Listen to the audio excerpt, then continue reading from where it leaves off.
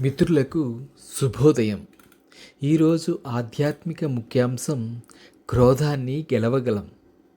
మనస్సు నిశ్చలంగా ఉన్న సరస్సు లాంటిది. గాలి వీచిన చిన్న రాయి విసిరిన సరస్సులో కదలిక వస్తుంది. మనసు కూడా అంతే. కొన్ని సంఘటనలు దాన్ని కదిలిస్తాయి. అనేక ఆలోచనలు పుడతాయి. కొన్ని అంతరంగాన్ని కలిచివేస్తాయి. మరికొన్ని అలజడి సృష్టిస్తాయి. కోపం తపస్సును చెడగొడుతుందని, సద్గుణాలను నాశనం చేస్తుందని, ధర్మకార్యాలను ఆటంకపరుస్తుందని భారతోక్తి. కోపమునను ఘనత కొంచెమైపోవునన్నాడు వేమన. ఒక ఇంట్లో నిప్పు పుడితే ముందు ఆ ఇల్లు కాలిపోయాకే పక్కింటికి పాకుతుంది. ఎవరి మనసులో క్రోధం ఆవిర్భవిస్తే ముందు వారికే హాని కలుగుతుంది. కోపం అగ్ని వంటిది. అది అవమానం అనే అరణిని మదించగా పుడుతుంది. పుట్టినది ఎగిసి మండటానికి చెడు మాటలు అనే కట్టెలు తోడ్పడతాయి. అంతే సెగలు పొగలు వ్యాపిస్తాయి. తాను ఎదుటివాడు ఇద్దరూ కాలి బూడిదవ్వాల్సిందే.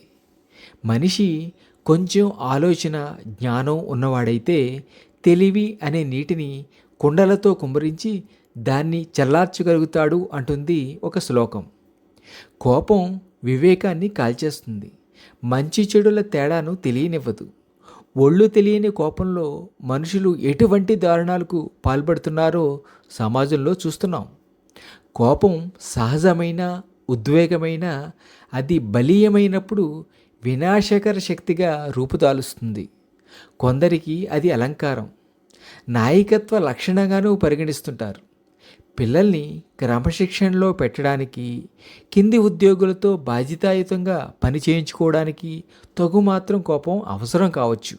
అయితే అది పాము బొస కొట్టే రీతిలో ఉండాలే కానీ కాటేసే స్థాయిలో ఉండకూడదు. కోపిష్టి విచక్షణా జ్ఞానాన్ని, వివేచనను కోల్పోతాడు. దానివల్ల ఆ వ్యక్తి ప్రవర్తనలో దౌష్ట్యం చోటు చేసుకుంటుంది. కొన్ని సందర్భాల్లో మునులు కూడా క్రోధానికి అతీతులు కారు. భిక్ష దొరకకపోతే కాశీవాసుల్ని శపించపోయిన వ్యాసుణ్ణి పరమశివుడు ఆ నగరం నుంచి బహిష్కరించడం పురాణ ప్రసిద్ధం. దుర్వాసముని కోపాన్ని గురించి ఎన్నో ఉదంతాలు పురాణాల్లో కావ్యాల్లో కనిపిస్తాయి.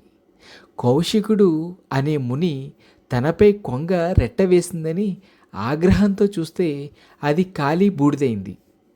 కోపం మనకు శత్రువని గుర్తించాలి. శత్రువును గుర్తించినప్పుడే అంతం చేయగలం. కోపం రజోగుణం నుంచి ఉద్భవిస్తుంది. మనిషి స్వభావంలో సత్వగుణం బలంగా ఉంటేనే కోపాన్ని అధిగమించగలుగుతాడు. భక్తి, ఆధ్యాత్మిక చింతన, యోగాభ్యాసం వంటివి మనిషిని క్రోధం అనే ప్రవృత్తికి దూరంగా ఉంచుతాయి. కోరికలు దుఃఖానికి, దుఃఖం ఆగ్రహానికి దారితీస్తాయి. కోపానికి ఒక కారణమంటూ ఉండదు. కొందరిది ప్రథమ కోపం ఇట్టే కరిగిపోతుంది. అది మనసులో గూడు కట్టుకుని ద్వేషంగా మారే వ్యక్తులతోనే సమస్య. యోగ సాధన కోపాన్ని నియంత్రించగలుగుతుంది. గౌతమ బుద్ధుడు సహనమూర్తి. ప్రతికూలతల్ని ప్రశాంతంగా ఎదుర్కొన్నాడు. అంగుళిమాలుడు వంటి దుష్టుల్ని ప్రసన్న వదనంతో ఎదుర్కొని పరివర్తన తేగలిగాడు. కోపాన్ని జయించాలి అనుకున్నవారు మంచి సంస్కారాలు అలవర్చుకోవాలి. నైతిక జీవనం, సౌజన్యం, మనోవికాసం ఉన్నవారిలో క్రోధం అంత సులభంగా పెంపొందదు. సత్యమేవ జయతే. మీ రాజా.